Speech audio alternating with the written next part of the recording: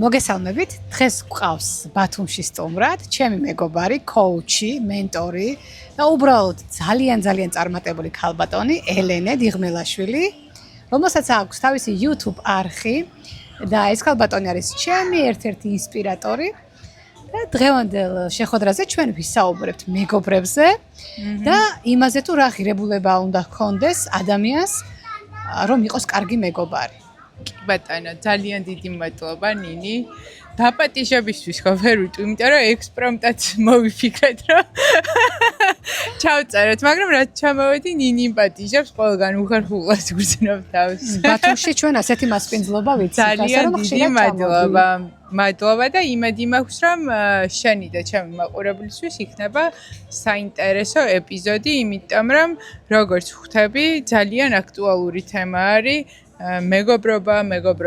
მეგობრობის დაკარგვა, შეძენა, შური, შუღლი, ჭირილხენი და მოკლედ რაღაცნაირად ისეთი თავისუფალი მეგობრული ეპიზოდი გვექნება, როგორც ხვდები.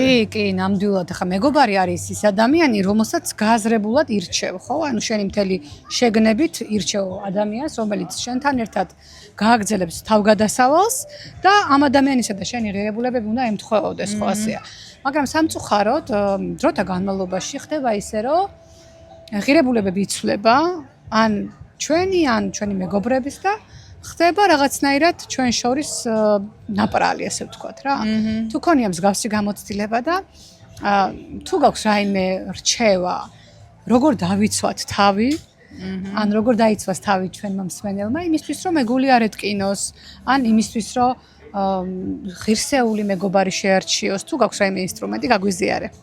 ესე იგი, პირველ რიგში ვიტყვი, რომ მაქვს მეგობრების დაკარგვის გამოცდილება, ასევე შეძენის და მე პირადად ესე ვფიქრობ, რომ ჩემი ყოველი განვითარების ახალ ეტაპზე ყოველთვის არის ხოლმე კითხვის ნიშნები, ეს ადამიანები უნდა იყვნენ თუ არა კიდევ ჩემს ცხოვრებაში. ოღონდ მარტო ჩემი მხრიდან დასმული არა, მათი მხრიდანაც, იმიტომ რომ აღარ გვაქვს საერთო ინტერესი, აღარ გვაქვს საერთო ღირებულება. ინტერესზე კიდევ უფრო მეტი მნიშვნელობა აქვს, რომ საერთო ღირებულებები გქონდეს. შეიძლება მე მხატვარი ვიყო და შენ მწერალი, მაგრამ მაინც გამოძრავებდა საერთო ღირებულება და მოკლედ ბევრი მეგობარი დამიკარგავს. ყოველ შემთხვევაში 5 თითზე ნამდვილად შემიძლია რომ ჩამოვთვალო და რაც შეეხება ინსტრუმენტს ახალი მეგობრების შეძენასთან დაკავშირებით ან ზოგადად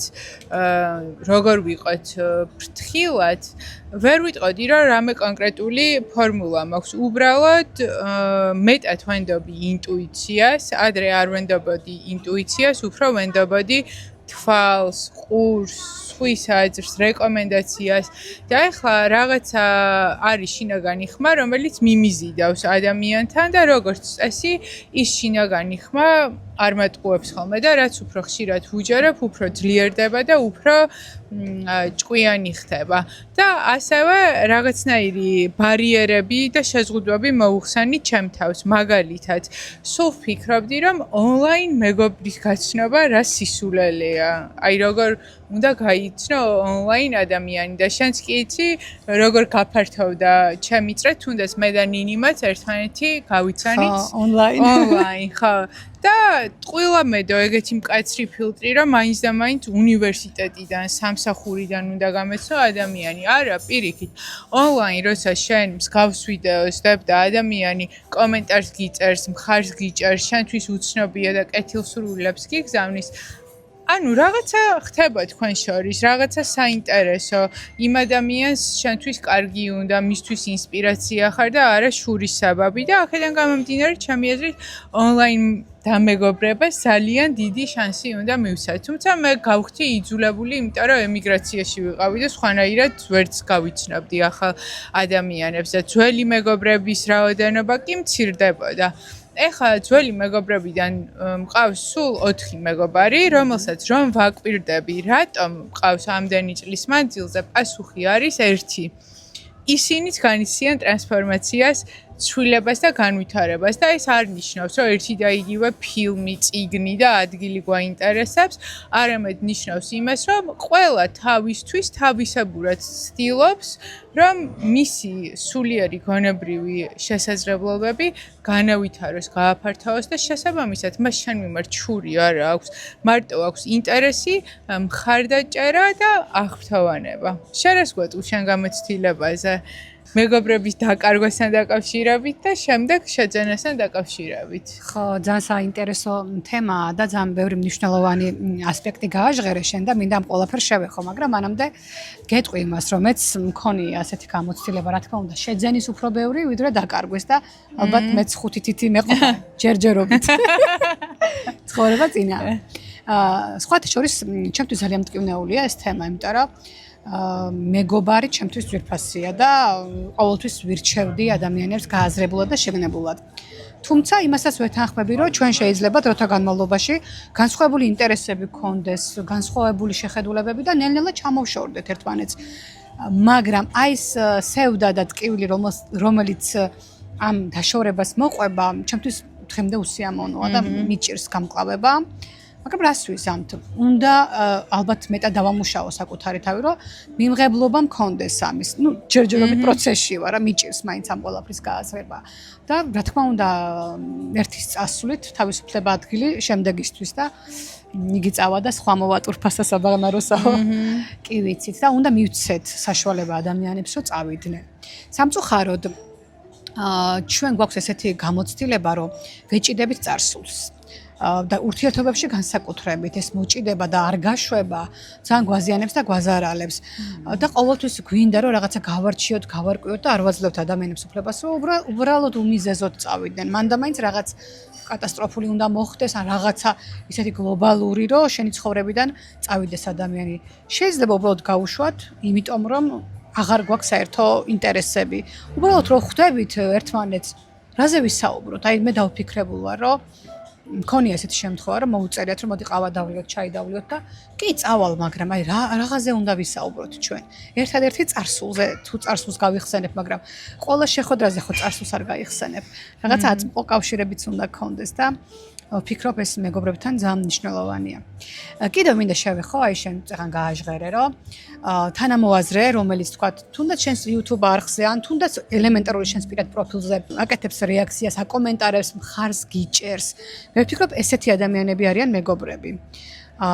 და არა ისინი, ვინც ვითომ ვერ შეამჩნია შენი წარმატება თუ რაღაცა სიახლე. მე ვამჩნევ რამდენიმე ადამიანს ჩემს ირგვლივ, რომელიც თუ ადრე ყველა დეტალს ამჩნევდა ჩემი ცხოვრებისა, ყველაფერში ჩართული იყო, ახლა რატომღაც კარგ ამბებს და სიახლებს აიგნორებს და ერთ-ერთ ვიდეოში ვსაუბრობ, რომ ეს არის ერთ-ერთი ნიშანი იმისა, რომ ამ ადამიანს შეიძლება შენი არ შურს, მაგრამ შენი სიხარული მთლად ისე გულწრფელად არ უხარია, როგორც შენ გიხაროდა. იცი რა არის, აი შურზე გავაკეთებ კომენტარს, რომ შური როგორც საწყისი მდგომარეობა არ არის ჩემი აზრით ცუდი. ანუ რას გულისხმობ? აი დაინახე სახლი და მოგინდა და იმ სახლიდან ვინც გამოვიდა, შეგშურდა. მაგრამ წახვედი სახლში და დაიწყე ახალი უნარების შეძენა, დაიწყე ვარჯიში, ფულის დაგროვება. ანუ რისი თქმა მინდა, რომ უცბად რაც არ გაქვს, იმაზე შეიძლება რომ შურის ესე ვთქვათ, მაგას ვერ აკონტროლებ შენ, მაგრამ მერე როგორ მოიქცევი, აი ეგ არის მნიშვნელოვანი. და ადამიანი, რომელიც ნახე შენ ამბობ, არც გიკომენტარებს, არც სიტყვიერად არ დაგირეკავს, აღარ რას ნიშნავს? ანუ ის არ მოქმედებს. შეშურდა და ეს შური გადაიქცა დესტრუქციულ გაბრაზებად, რომელსაც არ მოყვა მოქმედება და ჩაგიხვია და ვეღარ გიტანს უკვე, იმიტომ რომ აგიზიანებს ყველაფერი შენში, შენ რასაც აღწევ, რასაც აკეთებ, რასაც აზიარებ, რადგან ეს ამას უყურებს, როგორც რომ შენ გაგიმართლა და იმას არ გაუმართლა, ის უიღბლო არა და შეიძლება საწყისი წერტილი ცხოვრებაში ბევრად უკეთესი ქონდა, ვიდრე შენ ქონდა, ან თუნდაც ერთნაირი ქონდა, ან პირიქით ცუდი ქონდა, მაგრამ საწყის წერტილს არ აქვს მნიშვნელობა, იმიტომ რომ ჩვენს ხელში არის მოქმედება და ზოგადად მე ჩემს მაყურებელსაც და შენს მაყურებელსაც გავუმეორებ, რომ უმართლებს იმას, ვინც მოქმედებს. უბრალოდ ჩვენ უკვე ბოლოს ხედავთ კვირტებს და ლიმონებს, რომ შედეგებს, თორე ავიღოთ, აი ბილ გეიტსი ავიღოთ, ილონ მასკი ავიღოთ, ხო? კი, ტრილიონერი არის, მაგრამ რა ვიცი, 53 წელია იბრძვის მაგისთვის, რომ ან მისი მთავარი მიზანი ეგ არის. ბილ გეიტსის მთავარი მიზანი იყო, რომ ყველა ადამიანის სახლში ყოფილიყო კომპიუტერი და არის. ანუ შექმნა ისეთი პროდუქტი და მიუძღვნა თავისი თავი, ცოლიც იქ მუშაობდა, ანუ რის თქმა უნდა, რომ მთავარი ეს მიზანი აირჩია და წავიდა იქიდან. ანუ საწყის წერტილს მეგობრებო და მსმენელებო არ აქვს მნიშვნელობა და ვინმესი თუ გშურთ, მაგაზე განიკითხავთ თავს, დაჯექი და დაფიქრდი, რატომ შურს ამ გოგოსი, რომ ოჯახი იყავს კარგი, იმიტომ რომ ჩემი პრიორიტეტის ოჯახია, ხო? და მოდი იმუშავა შენს თავზე ისე, რომ შენ ცხოვრებაში იყვნენ ისეთი ადამიანები, რომლებიც შეგიქმნიან ამ ოჯახურ სიყვარულს, სიმკვიდროვეს. ნაცვლად ამისა თუ დავჯდებით და ნინის პროფილზე გადავალთ და ყველა წამს და დეტალს დავაკვირდებით, ამას ბეჭედი აჩუქეს და ეხა ის აქვს, ეს აქვს. ეს დაგვტოვებს უმოქმედობაში და იმ კატეგორიაში გავა უმოქმედო ადამიანი, რო იძახიან, რომ აი სტუდენტობის წლებს არაფერი შეედრებ. რატო არ შეედრებ? აი, ეხა სულ ვფიქრობ, ეგ იმდენჯერ მომისმენია უფროსებისგან, რომ როცა სტუდენტი ვიყავი, სულ ვაკვირდებოდი ამ სტუდენტობას, რომ რა არის ასეთი განსაკუთრებული რა, ხო და აი მე საერთოდ არ ვთვლი, რომ სტუდენტობის წლებია ყველაზე მაგარი, მე ვთვლი, რომ ეხა არის ყველაზე მაგარი ჩემი წლები და დარწმუნებული ვარ, რომ მომავალში კიდევ უფრო დავტკბები ცხოვრები და კიდევ უფრო მომეწონება და ეს წარსულის მიმართ ნოსტალგია აქვს იმას, ვინც აწყვეში არ მოქმედებს, არა? კი და კიდევ ერთი რაღაც, აი შურთან დაკავშირებით რო გააჟღერე. შური ცუდი არ არის, მაგრამ პირველ რიგში უნდა მიხვდე რომ შურს. ანუ მე აღიარო, არა, მაგასაც ვაშკაცობა უნდა. საკუთარ თავთან სულაც არ არის საჭირო მიხვდე და უთხრა რომ შენი მშურს. არა, ხო. მეც ახლა მქონია მომენტი, როდესაც მინახავს, აი თქვა, ვიღაცამ სახლი შეიძინა, ვიღაცა, რა ვიცი, ვიღაცა შვილი შეეძინა და გამხარებია, ვაიმე ის სიხარული თელს ხელზე გადამიტანია. ხო და დავფიქრებული ვარ, აი მეც მომდომებია და იმიტომ თორე რო არ მომინდეს, რატო გამიხარდება, ხო? იმიტომ მიხარია ის სხვისი სიხარული თუნდაც, რომ მეც მინდა იგივე მქონდეს და თუ მე მინდა იგივე მქონდეს, მოდი ერთი დავფიქრდე ამ ადამიანმა რა გააკეთა იმისთვის, რომ ეს მიიღო. აჩუქეს? როგორ აჩუქეს? ეხლა ბედნიერებას ვერ გაჩუქებენ, შეიძლება გაჩუქონ კარგი სახლი. გაჩუქონ მანქანა, მაგრამ იმ სახლში ხო გინდა ბედნიერი იყო? კი, მაგრამ მაგ სახლსაც რაღაცის გამო გჩუქნა. ხო, რა თქმა უნდა. რაღაც არის შენში ისეთი, რაც მეორე ადამიანს აძლევს იმის мотиваციას, რომ შენ გაჩუქოს სახლი. ხო და უნდა მიხვდე, რომ აი შენც გინდა, თქვა, მეც მინდა ელენესნაირად ვიყო და რა უნდა გავაკეთო ამისთვის? ანუ პირველი არის მიხვედრა, რომ შენც გინდა იგივე, შემდეგ იმაზე ფიქრი, რომ მე რა უნდა გავაკეთო, რომ ასე ვიცხოვრო, როგორც ეს ადამიანი ცხოვრობს. ეხლა იდენტურ გზას ვერ გავივლით, მაგრამ იმას მაინც გავაცნობიერებთ, რომ ეს ადამიანი რაღაც შემდგარია, რაღაც ისწავლა, ჭრაკერვა ისწავლა თუ რა ვიცი, სიმღერა რა მნიშვნელობა აქვს. შედგა. ანუ რაღაცა საფეხურები გაიარა, ისწავლა, განვითარდა და შედგა. გეთანხმები. და აუცილებლად უნდა დააკვირდე მეგობრებს ჩემი აზრით. კიდე გავამატებ მაგას, რომ აი მაგალითად აი მე ვაპირებ ინგლისური არხის დაწყებას YouTube-ზე და დავიწყე დაკვირვება, ვის აქვს ინგლისური არხი YouTube-ზე, ვინც არ არის native speaker-ი ინგლისურის. და ნახე, პირველი შეგრძნება იყო, რომ შემშურდა თუ რაღაც, რომ ნახე, ამას რამდენი გამომწერი ყავს, ესეც სადღაც ჩემნაირი ქვეყნიდან არის, ესე ვთქვათ, არა აქვს რამე უპირატესობა. მაგრამ ამან მე მომცა ნიშანი, რომ ამან თუ შეძლო ერაყიდან, ეხა მეც შევძლებ, ესე იგი რა.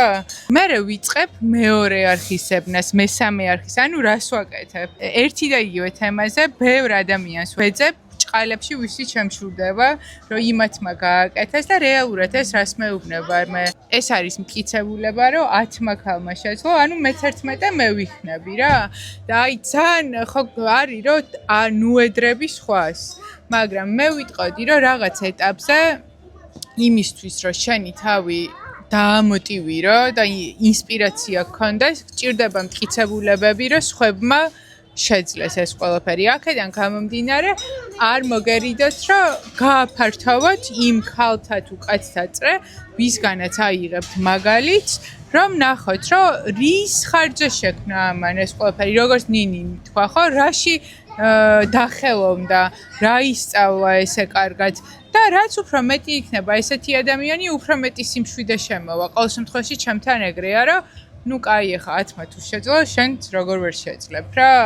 და აქედან გამომდინარე, მეგობრებზეც იგივეს ვიტყოდი, რომ ძალიან მაგარია, როცა საერთო ინტერესების მქონე მეგობრები გყავს. აი მაგალითად, ნინის YouTube არხი აქვს, მეც YouTube არხი მაქვს, ხო?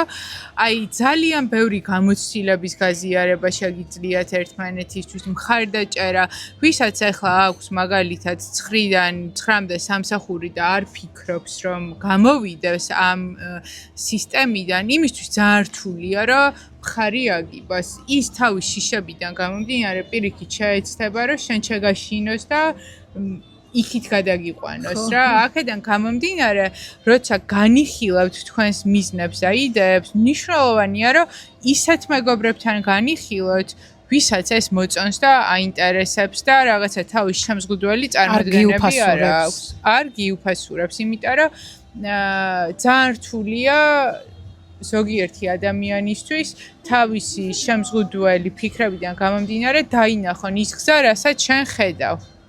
ხო, მე მქონია ესეთი შემთხვევა ზუსტად გაუფასურების რა, საწყის ეტაპზე, როდესაც ჩემი მიმართულებით დავიწყე მუშაობა და რამდენიმე ვიდეო ჩავწერე, ბევრისგან ვიგრძენი ცოტა ესეთი მზერა რა, ცოტა დამცინავი, ცოტა რაღაც ქილიკური. მაგრამ საბედნიეროდ ამან არ გამაჩერა. თუმცა შეიძლებოდა ხა 1-2 რო დაქცინებს რა სისულელეს აკეთებ და ვის აინტერესებს ხა შენი საუბარი შეიძლება ამან შეგაჩეროს და მართალი ხარ ძალიან მნიშვნელოვანია იმ ადამიანთან გააზიარო თქვა შენი გეგმები ვინც ასე თუ ისე შენი მხარდამჭერია. თუნდაც ვერ იგებდეს საკითხს ხო? ეხა მეც მქონია შემთხვევა რომ ვერ ვიგებ საკითხს, მაგრამ რაც არ უნდა გააკეთოს ჩემმა მეგობარმა, თუნდაც მე მისი არ მჯეროდეს. ან იმ შედეგის არ მჯეროდეს, ან იმ საქმიანობის რასაც ის აკეთებს, მე მისი მხარდამჭერი უნდა ვიყო. ეს არის მე მგონი მეგობრობა. თუნდაც არ მომწონდეს, ანუ მხარი დავუჭირო. მე მქონდა ესეთი ხა გამახსენდა რამდენიმე ეპიზოდი ჩემს ცხოვრებაში. თან არასასია მონომზერები, მაგრამ ეს კიდევ ერთხელ გვაფიქრებს იმაზე, რომ იმ ისე უნდა გაძლიერდე და ისე მყარად უნდა იცოდე რა გინდა, რომ სხვა ადამიანების კომენტარებმა, თუნდაც ქილიკმა ან დამცინავმა მზერამ ვერ შეძლოს შენი საფუძველი შერყევა და ეს არ არის მარტივი, როდესაც ახალ საქმეს იწყებ. ხო და ზუსტად მაგიტო რო არ შეგერყეს, არ უნდა დაიწყო ლაპარაკი ისეთ მეგობრებთან, ვისაც არ ჯერა შენი, იმიტომ რომ შეგაშინებენ და შეგერყევა საფუძველი და პირიქით თანამოაზრეები უნდა შემოიკრიბა რა. მაგალითად წიგნის კლუბის გოგოებზე რო ვთქვა, წიგნის კლუბში ვართ ქალები აბსოლუტურად განსხვავებული ბექგრაუნდით, ინტერესებით, ასაკით, მაგრამ აი იქ არ მეშინია ჩემი იდეის გაზიარების, რაც არ უნდა საწყის ეტაპზე იყოს და ესე ვთქვათ სტარტაპის მოუჩი, იმიტომ რომ იმხელა მხარდაჭერა მოდის და აღფრთოვანება და აი მართლა რომ უნდათ რომ გამოგივიდეს, იმიტომ რომ იციან რომ შენ თუ გამოგივა, იმასაც გამოუვა. მან და ამიტომ თავისუფლად ვაზიარებ თუნდაც ისეთ იდეას, რომელსაც მე არ ვახორციელებ. რაღაც ყველაფერს არ ვახორციელებ, ახლა რა იდეაც მომდის, მაგრამ აი მაგალითად სამსახურიდან წამოსვლას რომ ვაპირებდი, ჯერ წამოვედი და ნუ ჩემი ხრის გარდა არავინ არ იცოდა. მე ვუთხარი დედას, მამას, ძმას, მეგობრებს, იმიტომ რომ ვიცოდი ისინი იმათ შეეშინდებოდა ჩემ ადგილზე რა, იმიტომ რომ ყველა მუშაობს როგორც არის სტანდარტული სამსახური, იმათთვის ვიყავი ძალიან რეალიზებული, წარმატებული კარიერულად და ვერ გაიგებდნენ როგორ შეიძლება ამ ყველაფერზე უარისქმა. სადაც არ ვიყავი ძალიან მყარად ამ გადაწყვეტილებასთან და კიდევ უფრო შემაშინებდა რა, ესე ვთქვათ, მათი უკუკავშირი და ეხა თავში მომივიდა ძალიან ცნობილი ქართული გამონათქვამი, რომ მეგობარი უნდა გამოცადო ხინში. იმიტომ რომ ჭირში მხარდაჭერა კარგად ვიცით ყოველ შემთხვევაში ქართველებმა. და გაერთიანებას და სულ რაც უნდა დაპირისპირება იყოს, რაღაცა ცუდი რო ხდება ყველა, მოკლედ ამ თემის ირგვლივ არის. ყველაზე მართლა კარგი ტესტი არის ჩემთვის, როცა რაღაც კარგი ხდება ჩემს ცხოვრებაში, ბუნებრივად მინდა თუ არა მეგობრისთვის თქმა. თუ ხედავ რომ თავს ვიკავებ, ანუ მე იმ მეგობრისგან უსაფრთხოებას არ ვგრძნობ, ვგრძნობ შურს, შუღლს, ეჭვები მაქვს და ეს არის ინტუიციაზე დაფუძნებული ხშირ შემთხვევაში რა ვერ დავუმტკიცებ ახლა როგორ დავუმტკიცო შენ შურს, ხო? ხო. ხო და ერთი მეგობარი მყავდა ვერ ვუთხარი ვერც მართვის მოწმობა რო ავიღე, ვერც მანქანა რო ვიყიდე, ვერაფერს ვერ ვეუბნებოდი და წარმოიდგინე უკვე მართვის მოწმობა მქონდა და მანქანა მყავდა, რო შემხვედრა ქუჩაში არ იცოდა, არა და ძალიან ახლო მეგობარი. იმიტომ რომ ვიცოდი მისი დამოკიდებულება სხვების შენაძენებთან და წარმატებასთან დაკავშირებით და ვერ იდებოდი. და საბედნიეროდ ეგ ადამიანი აღარ არის ჩემ ცხოვრებაში, იმიტომ რომ მე ჩემ თავს კითხვა დავუსვი, რომ მეგობარს თუ ვერ ურეკავდა, ვერ ეუბნები, რომ რა მიხარია, რაც მინდა ეგეთი მეგობარი, ხო, 35 წლის ასაკში. ხო და აი ეს არის რა, ხინის ტესტი ესე რომ დავარქვა. აი ძალიან მაგარი ტექნიკა გაგვიზიარეს, სხვათა შორის ჩაიწერეთ. ანუ თუ რაიმე სასიამოვნოს გაზიარების გეშინიათ ადამიანთან, ანუ რაღაცა მოხდა შენ ცხოვრებაში, რაც ნიშნულოვანია, რამაც გაგახარა და ფიქრობ ვუთხრა თუ არ ვუთხრა. ესე იგი, თუ ეგ კითხვითი ნიშანი ჩნდება, აი ეგ ადამიანი შეიძლება შენი მეგობარი არ იყოს. ესა ძალიან მაგარი ტექნიკა და ჩასაწერია ხალხო და ჩაიწერეთ და მე მაქვს უბრალოდ მაგის გამოცდილება. მართლა ჭირში რა, ცუდად რო ვიყავი. ყველა გვერდით მედგა, რა ვიცი, ყველა მკითხულობდა, ყველა მწერდა და ახლა როცა ძალიან კარგად არ სითხმა, არ სიძახილი. არ სითხმა, არ სიძახილი და ამით ძალიან კარგად გავფილტრე ეს ადამიანები და აი მეორე ფილტრი რაც შენ თქვი რა ეს რომ კარგი ამბავი რო ხდება, ძალიან ცოტა ადამიანისთვის მინდება ამის გაზიარება. ანუ ეს იმას ნიშნავს, რომ სინამდვილეში ბევრი მეგობარი კი არა, ძალიან ცოტა მეგობარი მყავს. და ადრე ყოველთვის ვამაყობდი იმით, რომ მე ძალიან ბევრი მეგობარი მყავს. და დღეს უკვე ამ ასაკში, 35 წლის ასაკში, მივხვდი, რომ ხარისხი ბევრად მნიშვნელოვანია, ვიდრე რაოდენობა. და სულ უფრო მცირდება იმ ადამიანების რიცხვი, რომელსაც მინდა რომ ჩემი სიხარული გაუზიარო. მე ეს სულაც არ მახარებს, მინდა რომ ბევრნი იყვნენ ეგეთები, ვისაც გაუზიარებ, მაგრამ ალბათ ეგეთები რომ იყვნენ, ის ძველები უნდა წავიდნენ, რომ გათავისუფლდეს ადგილი. კი, ეგეც არის და თან ყოველი შენი გაფართოება და ტრანსფორმაციის ახალი დონე იწვევს იმას, რომ ვინც ამ ახალ ეტაპზე ვერ გადმოდის, ეგრეთ წოდებული თამაშის, ის რჩება უკანა ტურში.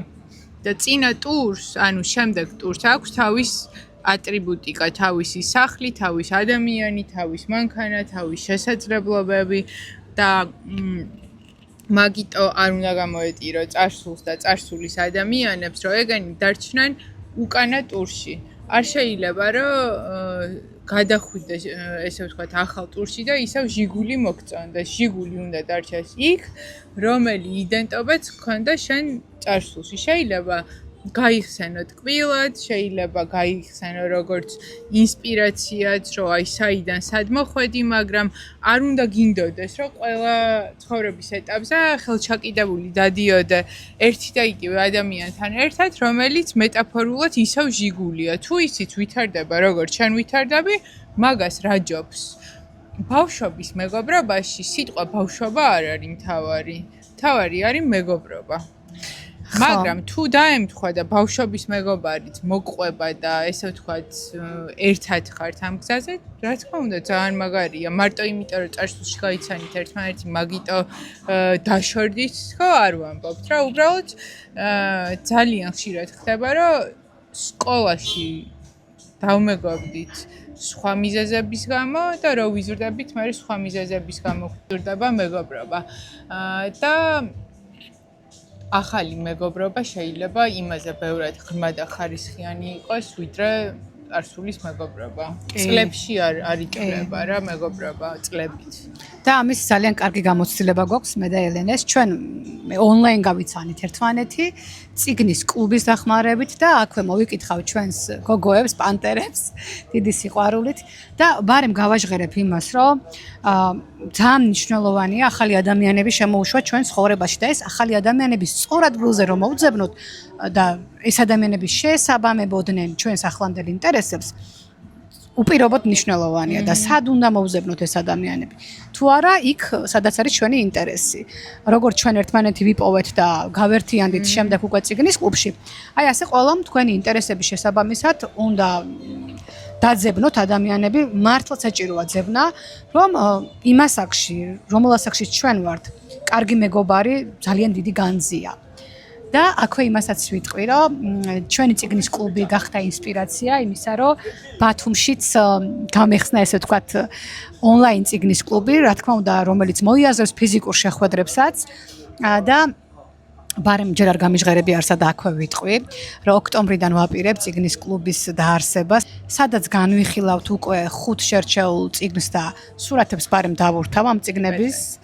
და იმ ადამიანებს, რომლებიც ფიქრობენ, რომ შეიძლება საერთო ინტერესები გქონდეს, რომლებიც დაინტერესებულები არიან ფსიქოთერაპიით, ფსიქოლოგიით, კარგად ყოფნით, ჯანსაღი გონებით, აზრის მართვით და ასე შემდეგ, შეუძლიათ გაერთიანდნენ ჩემს წიგნის კლუბში. აუცილებლად გავაკეთებ სარეგისტრაციო ფორმას და დავურთავ ამ ვიდეოსთან და გამიხარდება თუ თანამოაზრეებს შევიძენ. ბათუმში ჩამოვაყალიბებთ ერთ ძალიან საინტერესო კომუნას, შეხვდებით ქალები ერთმანეთს და გაუზიარებთ არა მხოლოდ წიგნებს, არამედ ჩვენს მოსაზრებებს, იდეებს, გეგმებს, ვიქნებით ერთმანეთის მხარდამჭერები. დარწმუნებული ვარ, რომ ძალიან კარგი კლუბი გექნება და შეიძლება იფიქროთ, რომ აი რა დროს არ მაქვს დრო წიგნის კითხვის, ან წიგნს ჩემითაც წავიკითხავ, მაგრამ წიგნი არის რეალურად ის, რის გამოც იკრიბებით. მაგრამ მან მნიშვნელოვანი არის ის, რომ წიგნები არის შერჩეული იმის მიხედვით, თუ რა გჭირდებათ. და ესე ვთქვათ, არის ეს გაერთიანებული სწავლა, ქალების ენერგიის გაცვლა, როგორც ნინიმ თქვა, მოკლედ ვიტყვი, უბრალოდ რომ კარგად იცხოვრო, იმიტომ რომ მეც და ნინისაც გჯერა რომ ერთხელ იბადები ყოველ შემთხვევაში რაც ვიცით დადასტურებულად და უნდა იცხოვრო საუკეთესო ვერსია შენი ცხოვრების და წიგნის კლუბი და ზოგადად წიგნის კლუბთან ერთად ქალების კავშირი არის ძალიან დიდი ძალა იმისთვის რომ იმოქმედოთ აი მე და ნინის გარშემო ყველა ვიდეოს წერს და ყველა კარუსელს აკეთებს და რო შევდივარ ინსტაგრამში სულ წიგნის კლუბის ლოგოების რაღაცაებია ვისაც როგორ შეუძლია რა ტემპითაც შეუძლია რაც უფრო კომფორტული ფორმატია ესე ვთქვათ მათთვის მაგ მიმართულებით დგამენ ნაბიჯებს და გასაოცარი გამოცდილება იყო ონლაინ კიდევ უფრო მაგარი არის ფიზიკურად და დარწმუნებული ვარ რომ ბათუმში ძალიან საინტერესო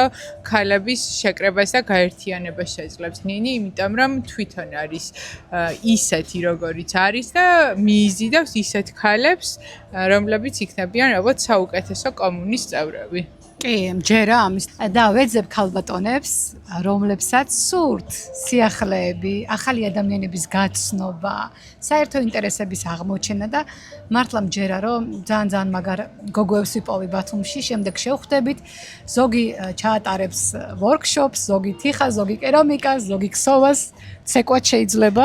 ნუ მრავალ მხრივ უნარი ექნება. ხო, ქალები დაჯილდოებული ვართ მრავალ მხრივი უნარებით და შეგვიძლია ჩვენი გამოცდილება, ჩვენი უნარები ცოდნა ერთმანეთს გაუზიაროთ. აი უკვე გძნობრო მოდიან. მოდიან. მე მგონი ეს არის ხო ჩვენი დღევანდელი ეპიზოდი, რას ფიქრობ?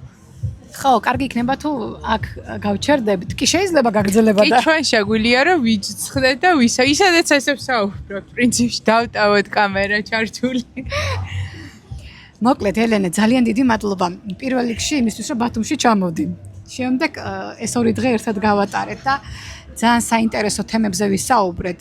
გუშინ მთელი დღე ისე გავიდა რომ დაგვავიწყდა სურათის გადაღებაც კი. ეხლა გადავიხოთ რომ გავთიშოთ კამერას.